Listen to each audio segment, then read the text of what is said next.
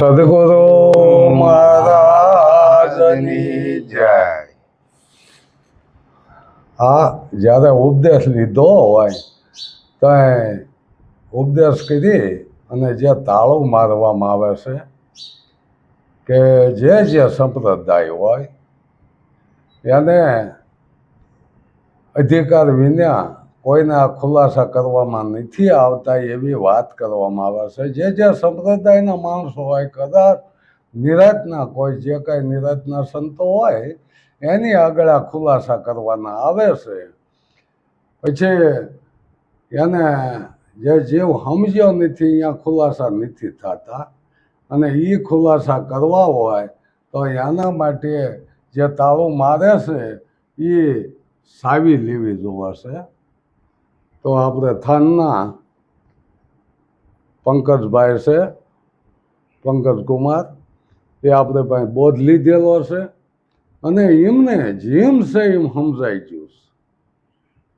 સાદત ક્યારે સાવી ક્યારે આપે કે જેમ છે એમ સમજાઈ જાય તો એને આ અધિકાર આપવાનો આવે છે. જો અધિકાર તો આપણે જ્યારે ગુરુભાઈ ઉપદેશ લીધો ને એટલે સદગુરુ શબ્દના અધિકારી થઈ ગયા, પણ હજી આપણને સાવી ન મળ્યો ને ત્યાં સુધી આપણે તાળું ખોલી ન શક્યું. એ તો બધાને ખબર પડે છે કે સાવી ન હોય તાળું ખોલવું કેમ, પણ અમુક અત્યારે તોડી નાખે તાળાને, પણ એમાં કોઈ ઉગાવો થતો નથી, તોડીને તાળું ખોલી નાખે છે. પણ જે ગુરુ ભાવ છે ને એ તો એના પ્રેમથી બોલાવે છે કે ભાઈ હવે તમે સદગુરુ શબ્દના અધિકારી જ છો જ તે, પણ હવે તમારે 5 જીવ જગાડવા હોય અને પરમારથ માટે હોય, આમાં કોઈ હવારથ ન હોય, આમાં કોઈ શિષ્ય કરી અને કોઈ આપણે દુકાનો નથી ખોલવાની. એક આ પુરુષાર્થ છે અને એ તે આપણે નિરાત મહારાજના કુંડળગામ કહેવામાં આવ્યું છે કે કરલે આત્મ બોધ બોધથી બંધન છૂટે, કાળ કરમ કટ જાય નહીં તો કીકર રમ લૂટે, પરમારથ કે કાજ કહું મેં બાત બેરાની, સમજે વાંકું બાય અવર કોઈ કામ નહીં આવે, સમજ લે સાર પ્રેમે પુરુષોત્તમ પાવે, કવિ કહે નિરાત ભ્રમ કા લગરા તૂટે. આમાં બધો ભ્રમ તોડવાનો આવે છે. કઈ જો થોડી કઈ શંકા કે ભ્રમ રહી ગયો તો જ્ઞાન ન થાય, થોડી કઈ અંધશ્રદ્ધા રહી જાય તો જ્ઞાન ન થાય. એટલે આ પરમારથનું કાર્ય છે. આમાં કોઈ દક્ષિણાના બાનેથી નહીં લૂંટવાના આવતા નથી. કદાચ હા તમને કોઈ દૂધથી બોલાવતા હોય, કોઈ ઝાઝો સમૂહ હોય, 5-10 જીવ જાગતા હોય ને તમને બોલાવતા હોય, તમે કદાચ ભાડા પૂરતું જ લઈ શકો. તે બધા વસાળે એક પાસેથી નહીં લેવાના. બરોબર, આવી વાત પડે છે. કદાચ તમારી પોઝિશન ન હોય તો તમે અહીંયા જઈ ન શકો. એટલે આમાં કદાચ કે ભાઈ તમને એમે ભાડા પૂરતું આપી દઈશું ખર્ચો, તો જવામાં કાંઈ વાંધો નથી. પણ આપણે એક દરેક પાસે જો દક્ષિણા લેવા બેસીશું ને તો એક આપણે દુકાન ખોલી એવું થાય છે. એટલે આટલો જ પુરુષાર્થ હોવો જોઈએ. તમારો સમય તમે ફાળવો છો એ જ તમારો પુરુષાર્થ છે. આમાં બીજો કોઈ ખર્ચો નથી. અને નહીંતર ઘીરે બોલાવી લેવાના કે ભાઈ આવી જાઓ, તમારે એક જઈનો ખર્ચ નથી અને તમે જેમ સાહેબ વાતને સમજી જાઓ. તો એ માટે આ સાદત દેવામાં આવે છે. સાદત એટલે એક સાવી છે. જે લાખાને સાવી ગુરુએ આપી હતી, હવે જો એને તાળું તોડ્યું હતું. લાખાએ તાળું તોડી નાખ્યું છે વગર સાવીએ. એ હુકમસિંહ બાવાને કૂવામાં નાખી અને ભાઈ ગાદીએ બેહવા આટો થઈને કૂવામાં નાખીને પૂગી ગયા કે ભાઈ ગુરુએ મને સાવી આપી દીધી છે અને હું ગાદીપતિ સૌ. ત્યારે સર્વે સંતોએ કીધેલું કે ભાઈ આ નવો જે બોધ લીધો અને સાવી કઈ રીતે આપી. એટલે એ બધાએ રૂપથી કરી કે ભાઈ જો સાવી તને આપ્યું હોય અને તું ગાદીપતિ હો તો જો આપણા ગુરુ તો આ ગરમ તેલમાં નાતા, તો હવે તમારા માટે આ ગરમ તેલ કરવામાં આવ્યું છે અને તમે નાહી લ્યો પહેલાં. એટલે એ કહેશે હાથ બોલ્યું ને જ્યાં સાંટા ઉડ્યા અને કોઢિયો થઈ ગયો શું કે કરમ સૂકી ગયો. લાખો હીરાને વણઝું કરતો, લાખો હતો લખપતિ, લાખો હીરાની વણઝું કરે. આ તો કરમ સૂક્યો ને બન્યો કોઢિયો, થયો કોડીના મૂલ. એટલે આવી ક્યારેય આમાં કોઈ સળ કપટ ન હોવું જોઈએ. પછી તો એને અગ્નિદા લાગ્યો અને પીડા ઉપરે, એટલે કે હવે ગુરુને બોલાય, લોયલને કે ભાઈ ગુરુ ન આવે, ગુરુ 12 વર્ષે આવશે, આંબો રોપો અને કદાચ જો અહીંયા ડાળ્યું પૂગી જાય તો ગુરુ આવે. અને તેથી કહેશે કે એનો ખજાનો બધો લૂંટાઈ દીધો હતો અને ક્ષેત્ર ખોલી નાખ્યા. અને જ્યારે વાહ લાખા થયો એ ગુરુને કાંઈને વાત જાય તેથી ગુરુ આવ્યા હતા. નકર તો આને ખૂબ આજીજી કરી કે લાવો સાહેબીને તાળા ખોલીએ, કે સાહેબી મારા ગુરુજીના હાથ છે, ગુરુજી હવે જ તાળા ખોલે. આ વાત પડે છે. આમાં માણસો અત્યારે એક ઓલા ઘોડે કે હવે લેવાના ઓલેથી ને ગુરુ બનતા હોય તો આપણે અખા ભગતે વાત કીધી ને કે ગુરુ કીધા ગોકળનાથ ગઢા બળદને નાખી નાથ, ધન હરણ ધોખો ધરે, એ શું કલ્યાણ કરવાના હતા. એટલે આમાં કોઈ લેતી દેતી છે નહીં. તમ તારે તમે આમ જો આ પરમારથનું કાર્ય છે. જે કોઈ 5 જીવ આવે એને જગાડજો. તમારા આશીર્વાદ આવશે ને તરસે આવશે તમને ગોતતા ગોતતા આવશે. આપણે ક્યાંક ગોતવા નહીં જવાનું. તો એક આ સાદર છે એટલે એક આ સાવી તમને તાળું ખોલવા આપી છે. એટલે હા તમે ઠેઠ સુધી આ નિભાવજો. બરોબર. સદગુરુ મહારાજની જય. બેહો.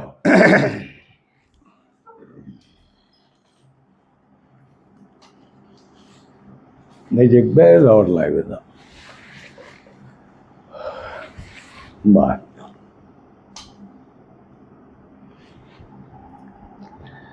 હવે આપણે આદિ વિદ્ય તો આ બધા કહેતા ને કે હરી આની વારી આવ્યા, ભગવાન આની વારી આવ્યા હતા.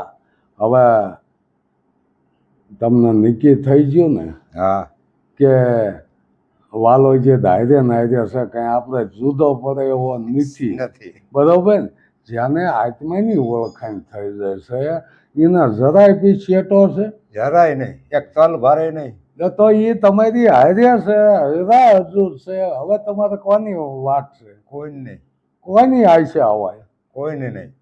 એટલે ગંગા સતી માયા ચોખ્ખું કીધું છે ને કે આશા ને તુંજના એકય નહીં. અને એકય આશા તુંજના તો હોવું જ ન જોવે કાંઈ. નાનો આવે હે જે 8 પોત જેને આનંદ થઈ જાય એને પછી આશા તુંજના શું કર્યું હોય? હે એટલે આ તો આશા તુંજના જ્યાં સુધી હોય આપણે ત્યાં સુધી અધૂરા કહેવાય. અધૂરા નથી તો કે મેળા મંડપ કરવા નહીં, અભ્યાસ જાગ્યા પછી મેળા મંડપ થતા નહીં. મેળા મંડપ કરવા નહીં, જ્યાં ત્યાં ભમવું નહીં. હશે અધૂરિયા ના અધૂરિયા. તો આશા તુંજના રહી જાય તો એ અધૂરા જ છીએ. કે કંઈક મેળવવું છે, કંઈક મેળવવું છે. પણ હવે તમારે શું મેળવવું છે? બોલો. કંઈક બની જવું, કંઈક બની જવું. એટલે બોલો હવે આ કંઈક સદગુરુ વસ્તુ સત્ય છે જ તે. હવે સદગુરુ શું છે એ જાણવા જેવું કઈ થવા જેવું નથી. ના, મટી જવાનું. મટી જવાનું. જેને સદગુરુ મળી જાય એના જોવો કેવો પાછો પલટો મારી ગયું જીવન. બરાબર. જેસલ જાડેજા, સાસઠિયો, સધીરો મટી ગયા. અંગુલી મલ હે જે વાલીઓ લૂંટારો. બોલો હવે આવા ને પલટો મારી દીધો. આમ તો જો હોતી ક્યાં જેની કેવી કક્ષા હતી અને કઈ જગ્યાએ આવી જાય એ તો જોવો. મટી ગયા. મટી ગયા ત્યારે થયા છે. એને આશા નહોતી આવી, કોઈ આશા નથી, કાંઈ ન આવ્યું. બોલો અમને અમે બની જઈશું એવી તો એને ખબર ના, ખબર નથી. જ્યાંને કઈ અમે બની જઈશું હવે થઈ ગયા. એ બની ગયા, મટી ગયા, એ થઈ ગયા. અને અત્યારે થઈ ગયા ને એ મટી જવાના. આ જ વાત છે. આમાં બીજું કઈ છે ને? આમાં ઈશ્વરને તમે કઈ જુદા છો? ના, તમે જ છો. હા, તમે કઈ જુદા નથી. ના, પણ એ ક્યારે આપણને સમજાય એટલી રેણી આપણે હોય થાય. જ્યારે પલ્લાદે ગરમ થાંભલાને બધ બીધી હતી ને, એટલે ભગવાનનો ભેટો થઈ ગયો ને, ભગવાનને જ ભેટા ટૂંકમાં એમ કહો ને, હા હે તો એ ગરમ થાંભલો એ રેણી છે. રેણીને બધ ભીડ રાખવાની, રેણી કોઈ દી આપણે સુકવાની ને. રેણી સિવાય રસ નહીં આવે. હા નો આવે, રેણી વિના રામ રીઝે એવું રીઝે નથી. નહીં. એટલે આ વસ્તુ એમાં કીધી છે કે ક્યાંયથી તો બહુ દૂર છે, પણ રેણી છે ને તો એનો ભેટો આપોઆપ થઈ જાય. થઈ જાય. ગોતવા નહીં જવું જોવે, એનો ભેટો આપોઆપ થઈ જાય. માણસ આ તે ભાટકે છે ખૂબ. શું કે સત્ય વાત બધાને જાણવી કે આજ ગુરુજી સમજાવશે, કાલ સમજાવશે, અને ગુરુજી એવા મળી જાય કે તમને થોડે થોડે જ્ઞાન થાય છે. ત્યાં ભાઈ ગોળ ખાય ગળ્યો લાગી જાય તરત 6 મહિના ન લાગે. હે અગ્નિ પગ જોઈ શું 6 મહિને આપણે દાઈ સત્સંગ કોને કહેવાય? કે જે સત્યનો સંગ થઈ ગયો, સત્યને જાણી લીધું, એને સત્સંગ કહેવાય છે. આ વાતું ગપાટા કરી એને કઈ સત્સંગ કહેવાતો નહીં. એ તો સત્સંગની વાતું છે. પણ સત્યનો સંગ તો જ્યારે ગુરુ શિષ્ય એક થઈ જાય ને, અદ્વૈત જ્ઞાનમાં એક જ રહે, બે નો રહે. બે નો રે.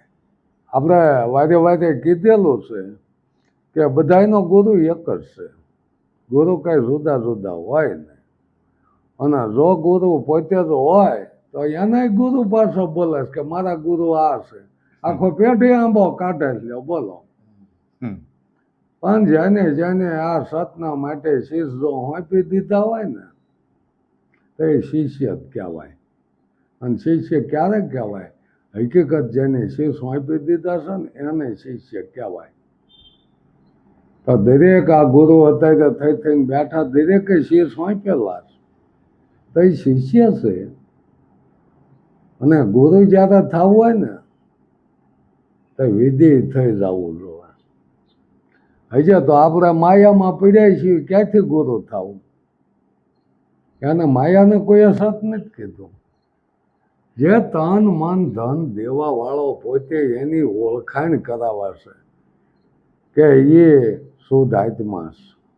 તન મન ધન હોંપી દેવું એટલે કોણ હોંપે?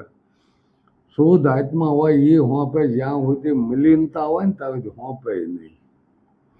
એટલે પહેલાં તો આ કાળમુખ ઉતારે ને ગંગા સત્ય માએ વાત સોખી કરી કે હવે તમે ઉતારો તમારું શેષ પાનભાઈ, પછી રમાડું 52 બાવન બાર.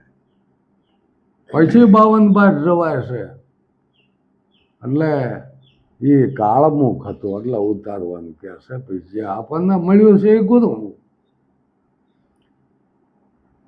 એની વાત કરી છે. આ જે ગણપતિને જે હાથીનું મસ્તક મૂકવાનું આવ્યું છે એ એક ગુરુમુખ છે. તો ત્યાંનું ત્યાંનું ન મૂકી દે, પણ એ તો કાળમુખ હતું. પછી ગુરુમુખ મળ્યા પછી ખરાબ બોલાય નહીં, ખરાબ સંભળાય નહીં, ખરાબ જોવાતું નથી. આ તેને તપ લાગ્યું પડી જાય છે એને. શું કે એને જીવનમાં જ પલટો આવી જાય છે. એટલે આ જે કોઈ અત્યારે આપણે એવું નથી કહેતા સારું કોઈ જો 5 જીવ જગાડતા હોય એમાં કાંઈ વાંધો નથી, પણ તો જગાડ્યા હોય દોડા દોડી છે નહીં. આત્માની ઓળખાણ કરી હોય તો દોડે દોડી છે નહીં. અહીં મેળાવો છે, અહીં ભજન છે, અહીંયા સત્સંગ છે, તમે આવજો ને આ શું? સત્યનો સંગ તો કરાવી દીધો, પછી એને શું કરવાનું આવે? પછી રેકતે બેસી કે અલખને આરાધે પ્રભુ પધારે એના દ્વારે. પછી તો એને આવવું જોઈશે, તમારે ક્યાંય જવાની જરૂર નથી. જો સત્યનો માર્ગ મળી ગયો હોય તો આપણે એ જ ધાર છે. બીજું શું કરવાનું હોય? આમાં કાંઈ કરવાનું રહેતું નથી. પછી અભ્યાસ જેને જાગી ગયો હશે એને તો એ પોતાનું જ્ઞાની કહેવાય. પછી શું હોય? પોતે પોતાનો જ અનુભવ કરે. છતાંય અત્યારે જો જાપ આપશે, મંત્ર આપશે, ઘણું ઘણું કોઈ કંઠે બાંધી છે. પણ જો આવું કરવાથી ને જો આત્મજ્ઞાન થઈ જતું હોય તો ઓલા કંઠી વેચતા હોય ને વેસે નહીં, એના હગાવાલા મંડે પ્યારા વાત છે. કંઠીવાળો કંઠી વેસે નહીં. તો બધાને ક્યાંક મંડો માળાયો ફેરવવા આવે, તમને આત્મજ્ઞાન થઈ જાય છે. એમ નથી થાય એવું. આત્મજ્ઞાનની પાસે જવું જો હશે, અને જ્યાં પછી ત્યાં ગુરુ શિષ્યનો ભેદ મટી જાય. બેની મને ભીતર સદગુરુ મળ્યા, આ વાત છે કે બેની મને ભીતર સદગુરુ મળ્યા એટલે જે કાંઈ ગુરુ છે વાતને સમજાવે છે ને શિષ્યને, એની બી વસાળે સદગુરુ મળી જાય છે. પછી અહીંયા ગુરુ શિષ્ય રહેતું નથી, ત્યાં અંતર ભાંગી જાય છે. અને આ તો જો આખી જિંદગી ગુરુ શિષ્યનો નાતો રહ્યો ને તો આ વાત ક્યારેય નહીં સમજાય. જો કોઈ આપણે દેહને ગુરુ માનીને બેસી જઈશું ને તો આ વાત નહીં સમજાય. શું કે અહીંયા તો આપણને વાત કીધી છે કે ગુરુને માને માનવી, દેહ થકી કરે વ્યવહાર, પ્રીતમ કે પડે નરકમાં સંશય નહીં લગાડ. જો કોઈ દેહને ગુરુ માની લીધો અને કોઈ એની પૂજા પાઠમાં જો પડી ગયા તો એ નરકનો માર્ગ છે. એમાં સંશય કરવા જેવો નથી, સીધો નરકે જ જાય. શું કે જેને સત્ય કીધું છે એને આપણે એક દેહને કહી દીધું, દેહ તો કોઈનો સત્ય નથી. રામ કયો, કૃષ્ણ કયો, મોટા પીર, પેગમ્બર, ફકીર, વાલિયા બધાનો દેહ પડી ગયો. પણ જે સત્ય વસ્તુ છે એનો ક્યારેય વિનાશ થાય નહીં. એની તો આપણને ઓળખાણ કરાવી છે અને નક્કી કરાવી દીધું છે કે તારું જે નિજ સ્વરૂપ રહ્યું ને એ જ સત્ય છે, એ સત્ય. એ આદિ અનાદિ જ છે. એટલે એ સંતોએ આપણને વાત કરી હોય. અને એ તે જો આ પરમારથના કારણે અત્યારે પરમારથ કેટલા કરે છે હો નક્કી કરી લેવાનું કે આપણે પરમારથ કરવી છે કે હવારથ કરવી. એ તો પોતાને નક્કી કરી લેવાનું છે. બીજા નક્કી કરી દે કે આમાં આનો હવારથ છે કે પરમારથ છે. એટલે આવું પૈસા આવું નથી કરવાનું. જો આપણને સંતોની મહેનત, આ સંતોના અનુભવો છે અને આપણે જો એની ઉપર કમાણી કરશું તો એ નરકની જ સીધી નરકની સીડી છે. નક્કી માનવાનું તો કે એ વાત આ બધા અનુભવ સંતોના છે, આમાં આપણા નથી કીધું કે વાણી વધે પણ પાળે નહીં. પોતે એવા પોપટિયા જ્ઞાની ગણાણા, ભક્તિમ કે ભડકા મેલીને મીંડ્યા હંકરવાના.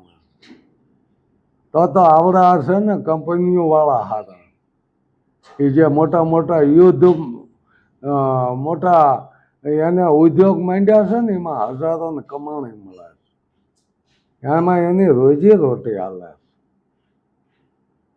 અને આ જે આશ્રમો છે, મંદિરો છે, માણસો આમથી આમ દોડા કરે છે, અહીંયા તો શું ખોટે થાય ને ખર્ચો થાય, બે જ થાય ને. દુવાઈ કે જોત કે હું લાવ્યો કે એક દંડ ને બીજો ડામ, ખોટી થયો ને ખર્ચો થયો. એટલે આ નથી કરવાનું. આ તો ધર્મગુરુએ આ બધું ઊભું કરેલું છે. બાકી સત્યનું કોઈ મંદિર ન હોય, કોઈ મૂર્તિ ન હોય. અને જે છે ને બની ગયો મંદિર તારું વિશ્વ રૂપાળું સર્જ્યો સર્જન હારે, નહીં કોઈ દેવા કે નહીં કોઈ પૂંજારી, નહીં કોઈ દેવા, નહીં મંદિરના તાળા. જ્યારે તમારે દર્શન કરવા તમારે જાય આઘું જ નથી. હે દ્રષ્ટિ પડે ને આ દર્શાય મારો વાલો નથી જરા વેગળો.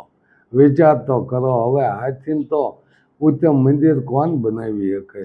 જે કાંઈ છે એ બની ગયું છે અને એનો એ મંદિરના આધારે બધા છે. આ મંદિર તો માણસોએ બનાવ્યા છે અને ઓલો તો આદિ અનાદિનો છે. આ મંદિરને આપણે મૂકીએ. હવે આ ઊભા કરેલા મંદિર, આ ઊભા કરેલા ભગવાન, હવે આપણે જ ભૂલા પડ્યા છીએ તો આપણને કોણ આમાં જ બસાવે? આમાંથી જાગી જવાનું છે. જે જાગી ગયા છે જગાડી દેશે. એટલે તમતા 5 જીવને જગાડજો. આ તમારો પુરુષાર્થ છે. આમાં કોઈ જાતનો હવારત ન હોવો. સદગુરુ મહારાજ મહારાજની જય